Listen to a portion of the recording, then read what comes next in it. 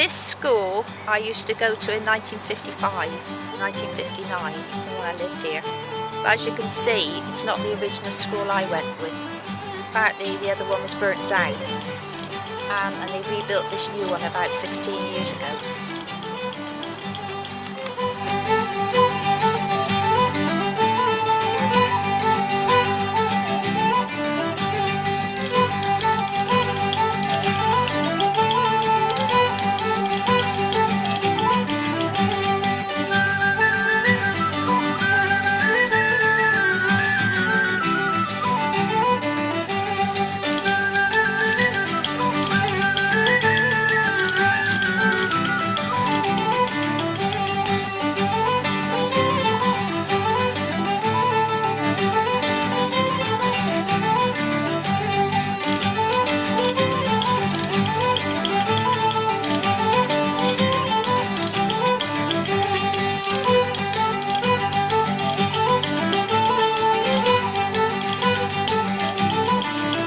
Now entering where my old prefab used to be when I lived here in 1955. This here was where I used to have my prefab.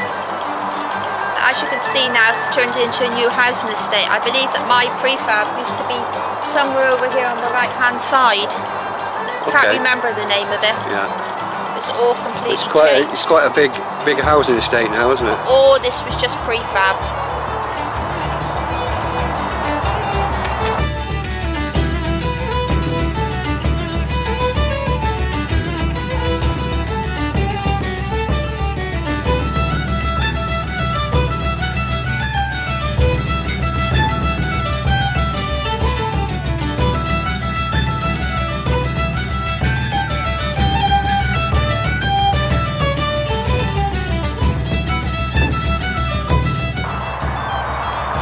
These railings weren't here when I lived here.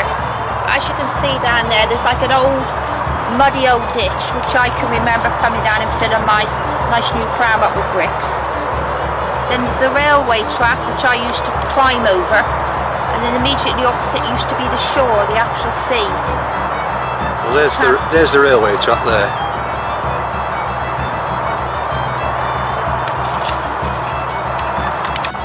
Behind the hill here, behind the housing estate, is a place called the Cave Hill. I don't know why it got that name, but I think I used to go up there, not very often.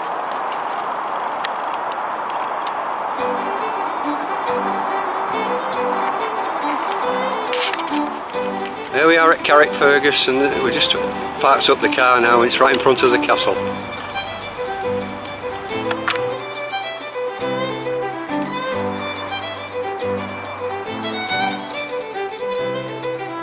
The Dobbins Inn, that's where we're staying.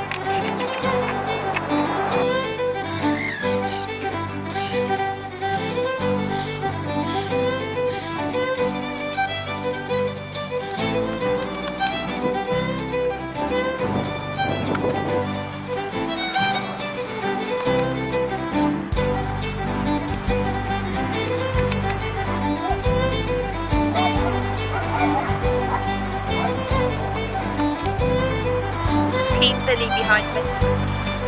Is that William of Orange, Alice? Is that correct? Yeah.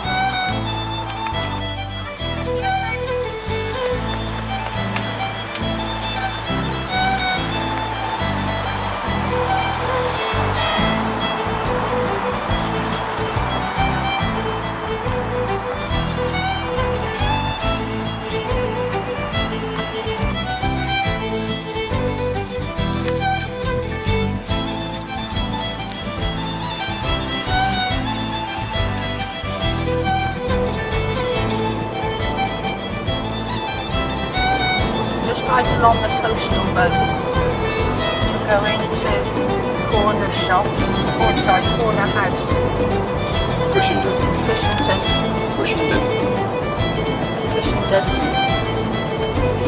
one of the scenes of in the cave.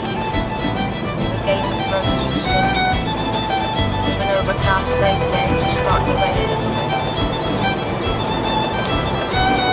See, it's quite isolated out here from the odd cottage or two or odd house.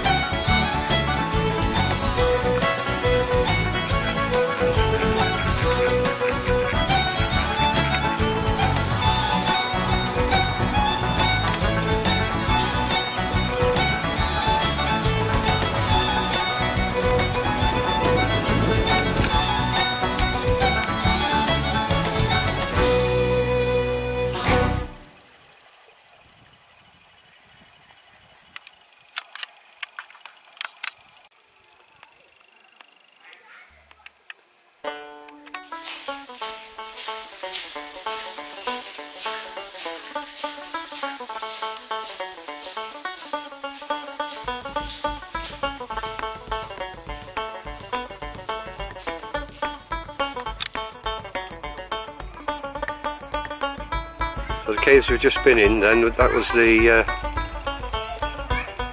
where they filmed the part of the shadow creature. And that's the cave that we've just been into. This is the actual one of the actual locations.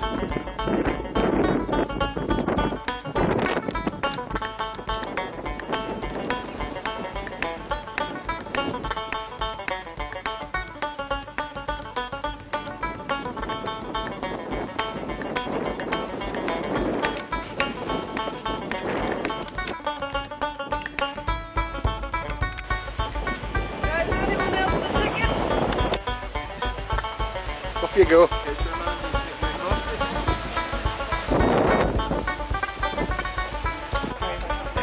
We're at Carrickfergus, which means rock on the road. We've just crossed the bridge. It was very windy, bit of a miserable day, really cold. So we're going to go back on to Ballintoy and hopefully go to Walks Cafe and have a hot drink and something to eat. There we go again then, across the bridge. What we're going to have? Nice hot drink? Yes. You ready? Just come into Ballintoy Harbour. Looks really, really lovely.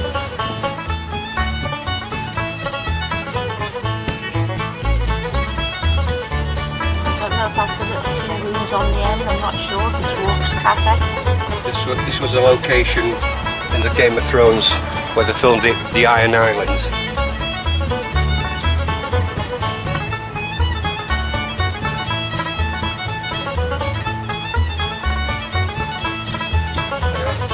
Kitchen.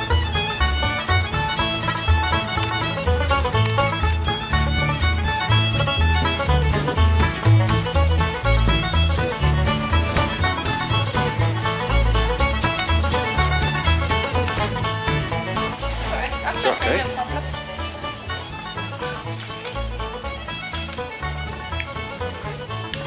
Cozy little place, isn't it? Lovely.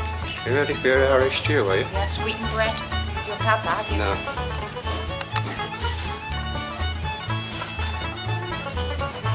Our Mork's kitchen in Ballintoy, and this is just for my sister Brenda, who came here 12 years ago. I had her photograph taken with the owner Margaret, who is now retired, but the people now, it's one of the ladies sits her granny.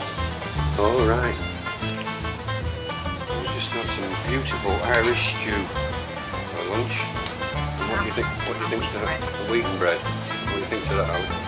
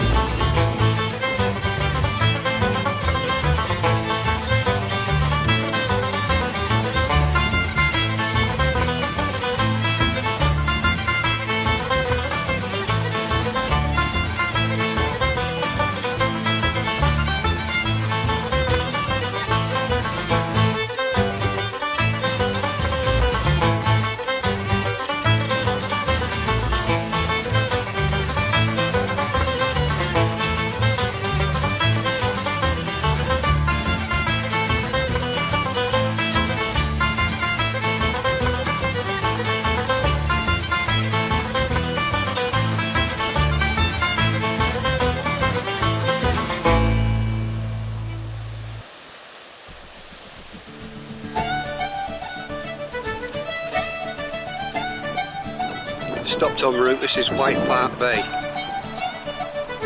Beautiful.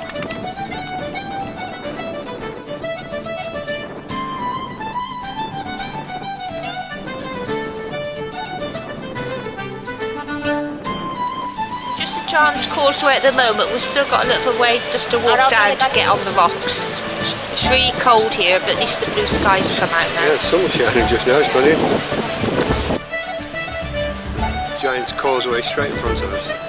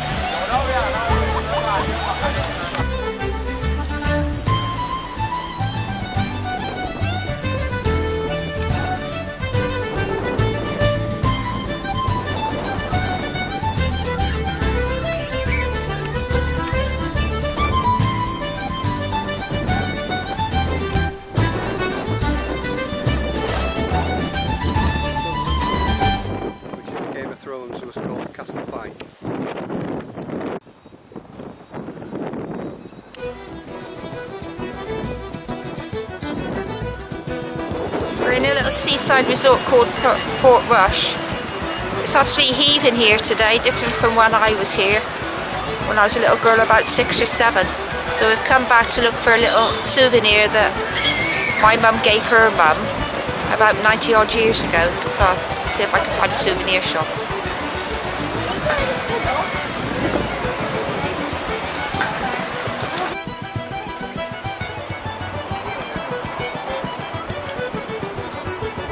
The dark hedges on Game of Thrones.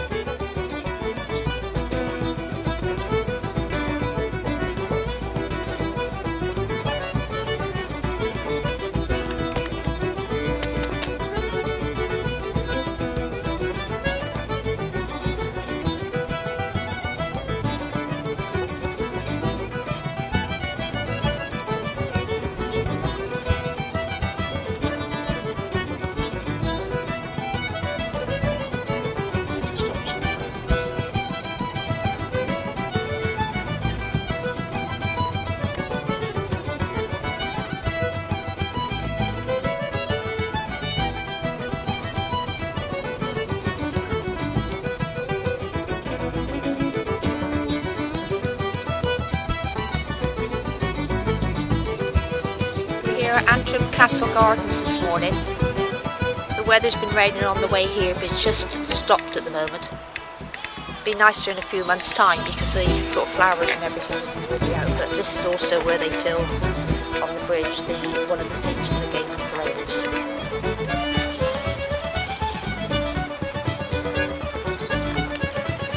This is Deer Park Bridge. This was shown on Game of Thrones on one of the scenes. I think there was two of them did some fighting on the bridge.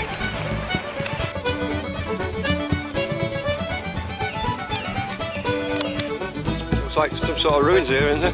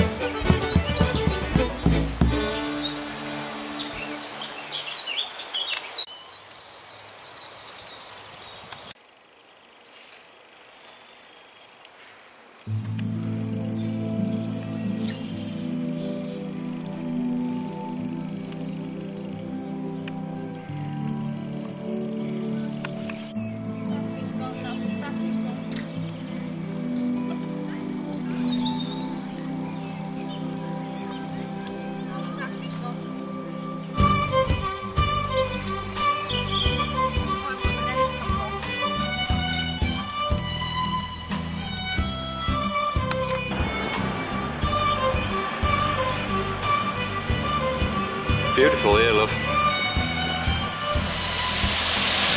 we're now at Gleno Waterfalls, so it's absolutely spectacular.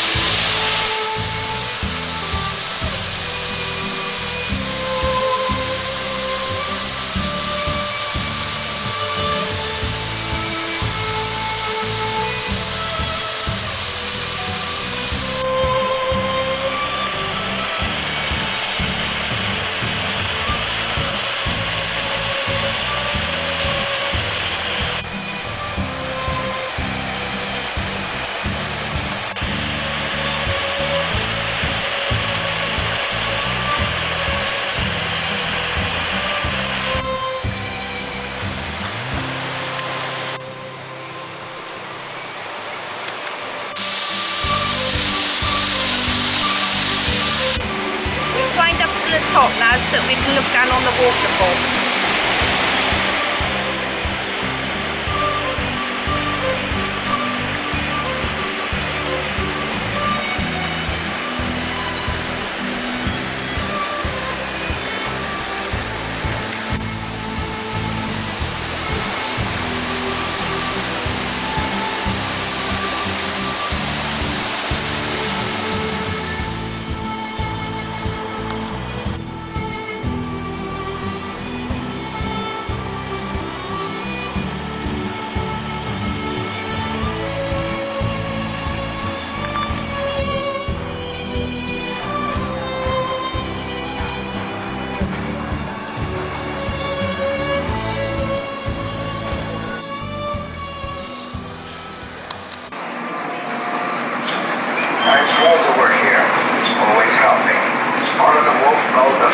ships in the world, and I the largest.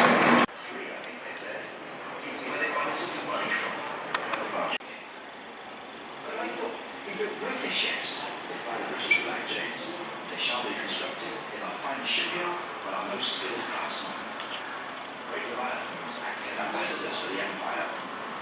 We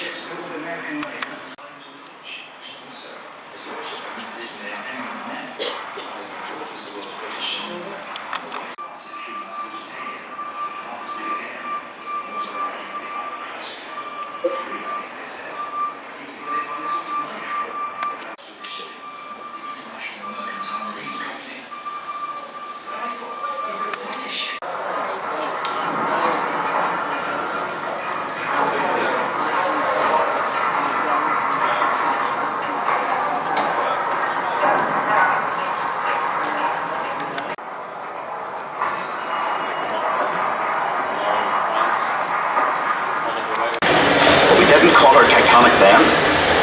I was there from the beginning. I watched the shipwrights lay the keel blocks. They set big wooden blocks on the slipway to start with, then the keel atop of it, like a backbone, and the frames attached to that, like a skeleton. Workshops everywhere. It took weeks to find a way around. The workshops for every trade you ever heard of. Painters, sailmakers, coppersmiths, boiler makers, cabinet makers. I even learned about French polishing of them. Harlowers was a fine place to work, but dangerous. Every ship cost a life, and there'd be lots of injuries besides. I was in the engine works for a while. Very well equipped it was. That's where we built the triple expansion engines. 2 of them, each as high as a 3-story house. I worked in the frame bending shop. You'd heat steel beams in the furnace, then hook them onto slabs of cast iron and hammer them curved. It was skilled work. You had to bend them more than you needed, because the frame straightened out a little when it cooled. The shell plates that made up the hull weighed up to 4.5 tons. They were taller than the da. The plates were overlocked on the edges. Some were raised, one after another. We called it clincher. One of the foremen told me years ago, that's how you built steel ships.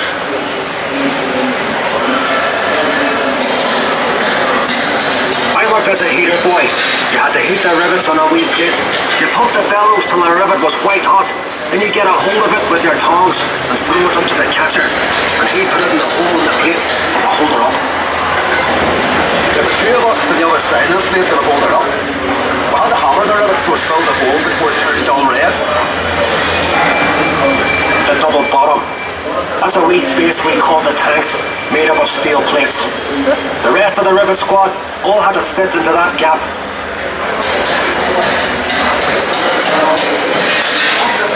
One of the 4 men would check each rivet with a special hammer. If it made a ringing sound, they'd have to go back and chase it out after work.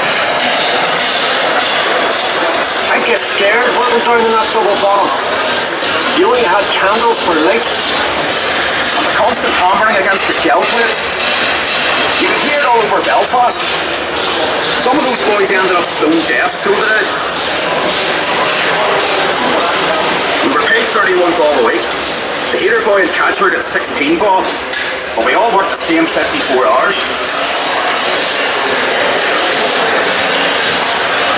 The upper deck was steel too, and part of the strength of the ship. There's no straight lines on a ship, and when you look down the weather deck, you can see the shear of the hull, but stopped her flexing at sea. The stern frame had to be strong enough to take the rudder turning in heavy seas. You'd have all these timbers and guy wires to steady the frame, and men skirting around like ants underneath. When we came to launch day, I was torn between pride and fear. The standing ways were coated in tallow, train oil and soft soap, so the ship would slide when they shifted her weight off the blocks. That was the most dangerous part, and the shipwrights were knocking away the last props. They were under compression, you see, and the sliding ways would be released by the hydraulic trigger.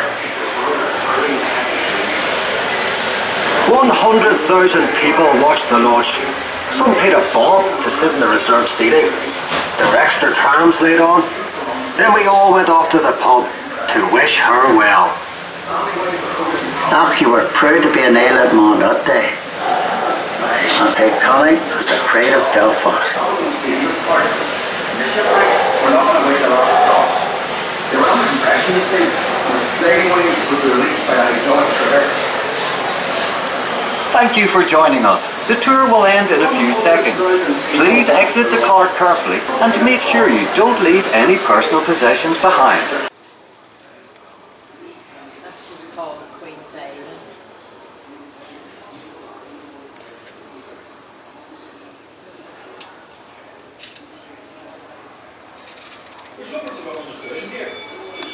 Over to the dock which was built.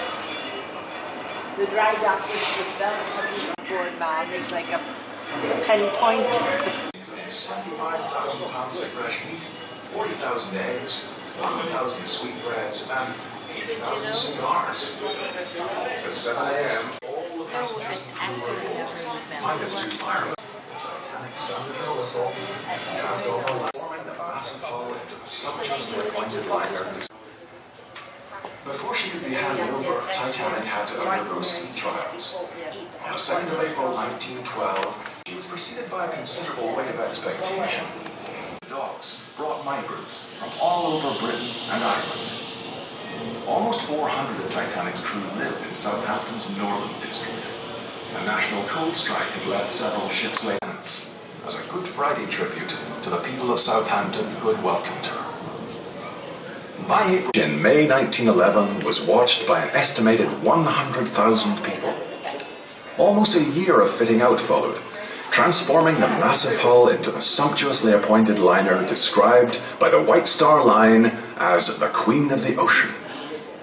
By March 1912, Titanic was ready for her maiden voyage. For Belfast, the triumphant culmination of many years' planning and labour. Before she could be handed over, Titanic had to undergo sea trials. On the 2nd of April 1912, she carried out a series of manoeuvres in open water, under the watchful eye of Board of Trade Inspector Francis Carruthers.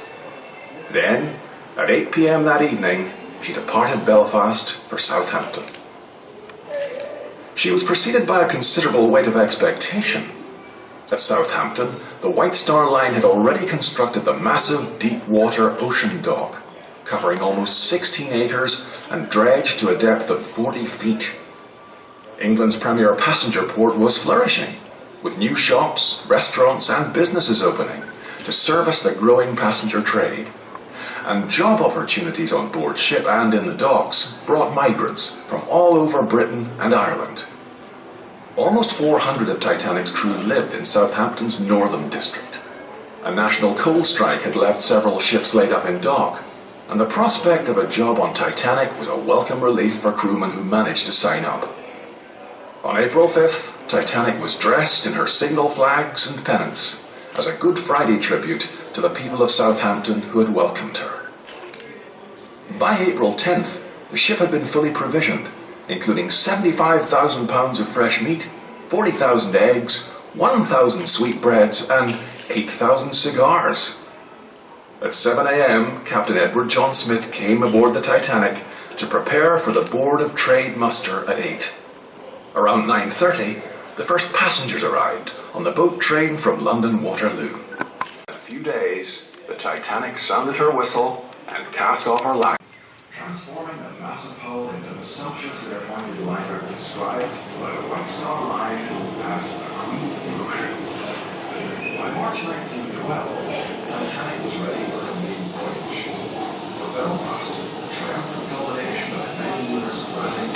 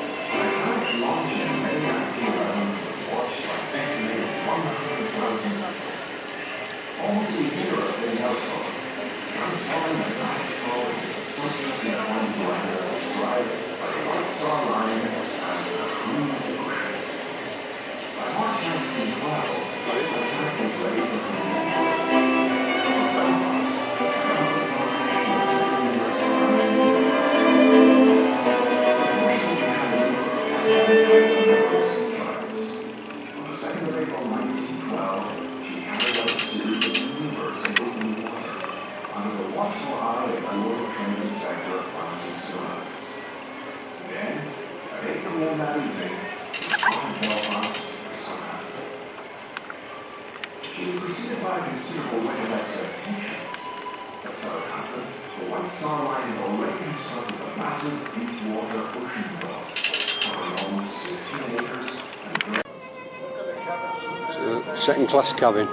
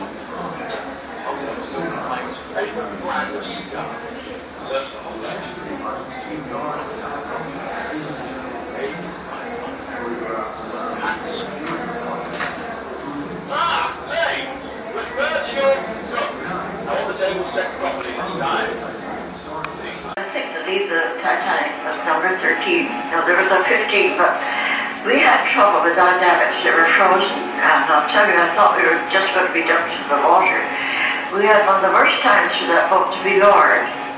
And I had the baby, and the baby was crying all night, so finally we touched the water, and we were rowing. There was a light in the distance, and the captain said, "Now, men, row to that light, empty your ship, and come back and pick up more passengers." Our men rowed and rowed, but that light was no nearer, or more distinct or indistinct. And they all called it the mysterious light. Oh, I knew I was going to drown. I knew it. My days were numbered. I felt that way. I really was reconciled to death. Being a Catholic, there are 3 priests on board, and I'd been to confession, I'd been to Holy Communion, and I thought, well, God is good, He's going to take me into the state of grace. That was my feeling. Well, I learned the thing with God, all things are possible. You can't build a ship that's unsinkable.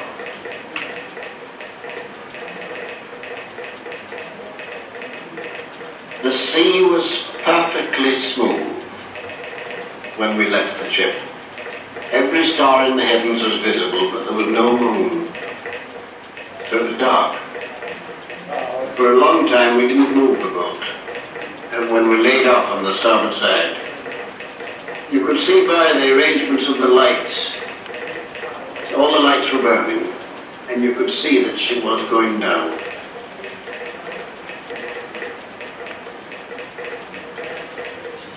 Slowly, she reared up on end, till at last she was absolutely perpendicular. Then, quite quietly, but quicker and quicker, she seemed just to slide away under the surface and disappear. As she vanished, everyone round me on the upturned boat, as though they could hardly believe it, just said, "He's gone."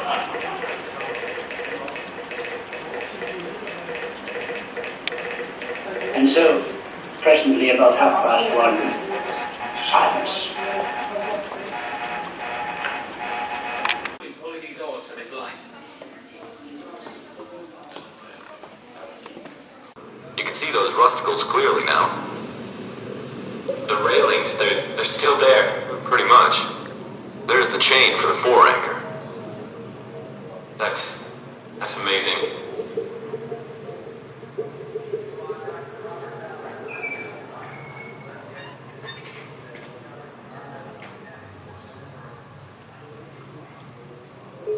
Now running back down B deck towards the forecastle. Wow, that is incredible. It's a great shot.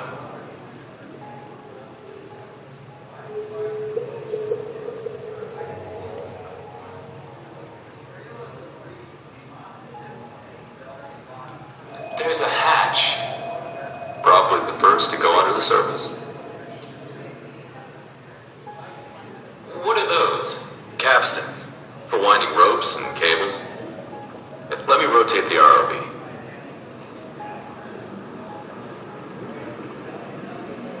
Now we're looking back down the anchor chains. Unbelievable. That's pretty cool, huh?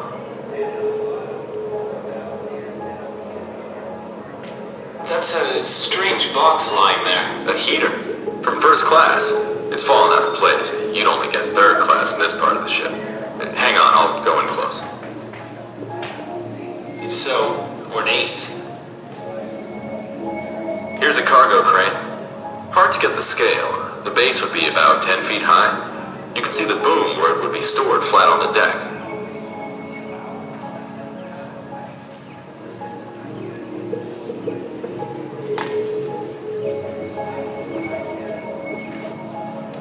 Something's fallen across that one. That's the foremast. It's incredible how it's just still preserved. Just 100 years later.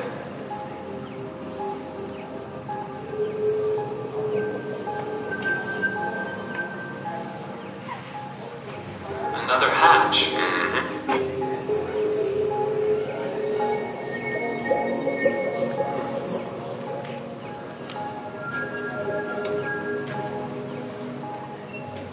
So I've turned now to track down the foremast.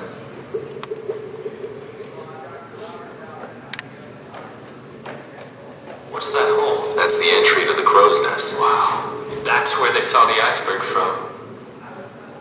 Is that what I think it is? Hang on, let me steady the ROV and I'll move in. Captain Edward Smith's private bathtub, with plumbing for freshwater and seawater, believe it or not.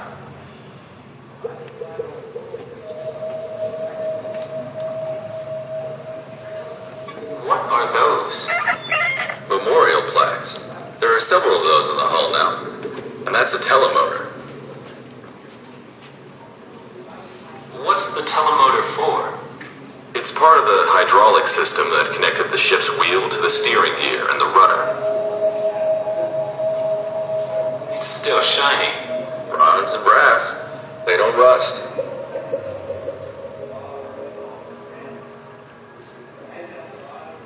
We're about a third of the way along the hull now. I'll turn and zoom in. Can you see that hole? What is that? That's where the forward funnel was. The one that collapsed. Maybe 3 minutes before the end. Coming at the funnel opening from another angle. That's a water tank. Still sitting there. Incredible. It looks almost untouched. A double-action well-in-quadrant lifeboat, David. Designed to swing the boat well over the side of the ship. So you were okay if you could get into a lifeboat?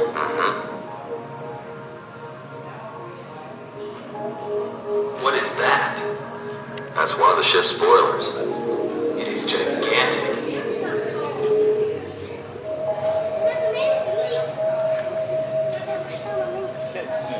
So I'm over the debris field now. This is off the side of the ship. Off the side, and here we're behind it. So much of it. It's huge. She kind of planed down onto the ocean floor, leaving all this stuff behind her. If you look carefully, you can see bottles lying there.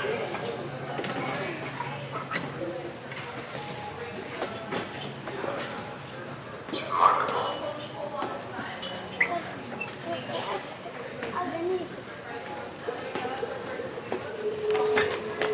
Oh my God. Shoes. Women's. 2 different sizes. It could be a mother and daughter. Well, they came down together, that's for sure.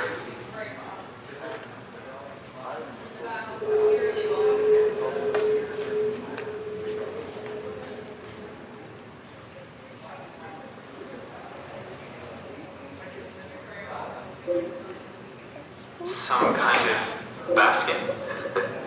No one's ever figured out what that is. Bet you know what that is, though. Go closer. I'm zooming now. A chamber pot. A frying pan.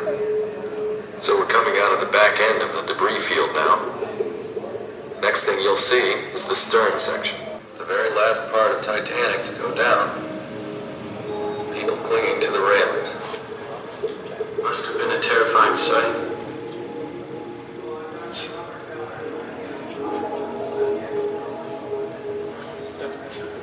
Here you go. I'll switch cameras. And there's Hercules, lighting up the darkness. It's unnerving. Do you ever get used to this? Not really. Amazes me every time. And that's it. Pretty much the same views Dr. Ballard saw when he first explored it in '85. So the port side is to our right. Okay, that was an obvious thing. I apologize.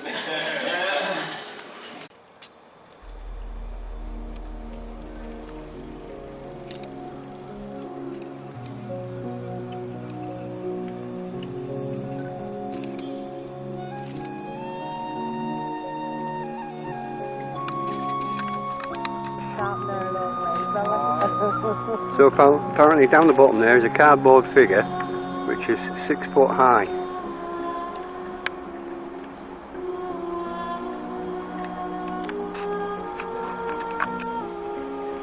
So this is the actual dry dock where the Titanic was built. Incredible. So to give you some idea of the size, I started off on Alice and I'll just zoom down now into the dock. It's absolutely huge.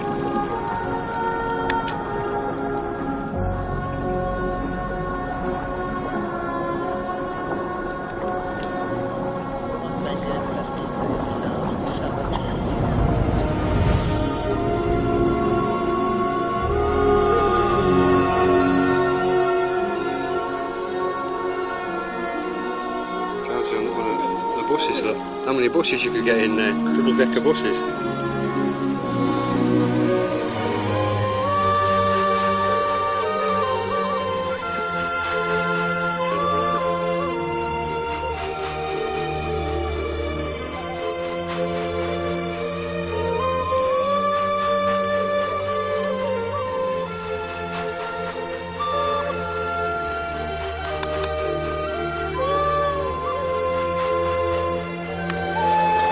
I'm now inside the dock, so as I pointed down before to one of these cardboard figures, that's it in front of me. It's 850 foot long, it's 44 foot deep.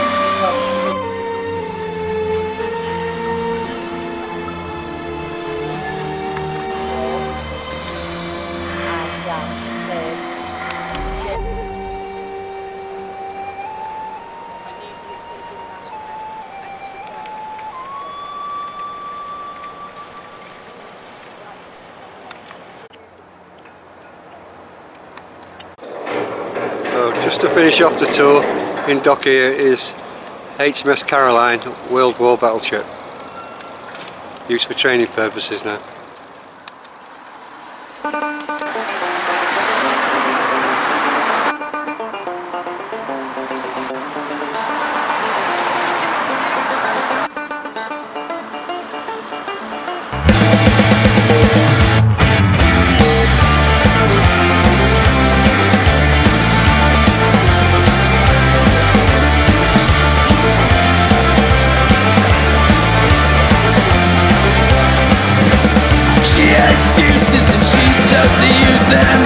A victim of unspeakable abuses. Her husband was violent, malicious, and distant. Her kids now belong to the state of Massachusetts.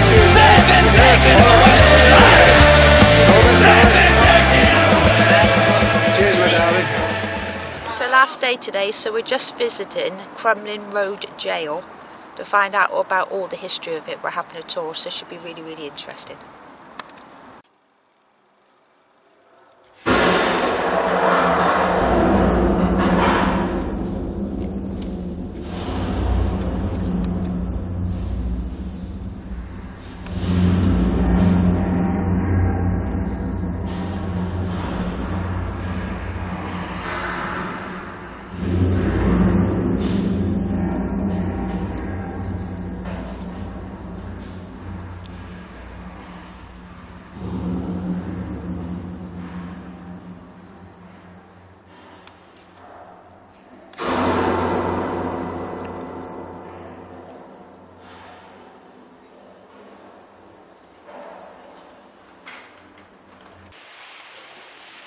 So, good afternoon, pilgrims. Welcome to the Crumlin Road Gaol. My name is Paddy, by the way. I'm going to be your tour guide here today. Before we start our journey through 150 years of history, a little bit of health and safety. We're not smoking while we're on tour. Mobile phones, if you have one, can you switch it on to silence? Just for the duration of our journey, so everyone can enjoy the tour. Alright, now don't turn your phones off completely, for I know that I have cameras and I see cameras, so photographs, please take as many as you like. Unfortunately, there's no audio or filming of our tours, please. Unfortunately, video footage is not allowed inside the prison.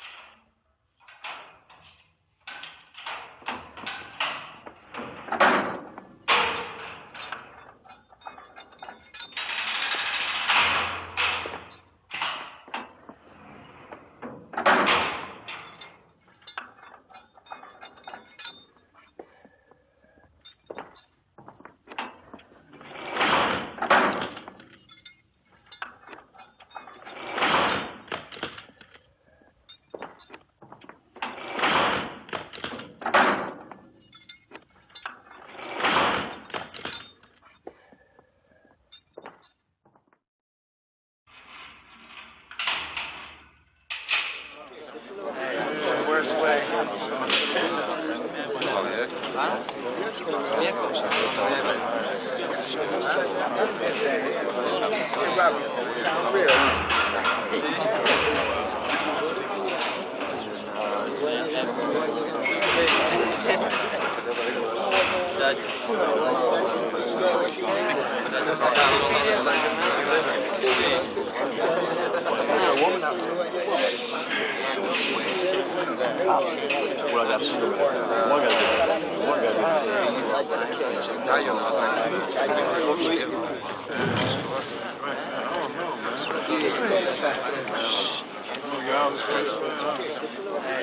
Worst way.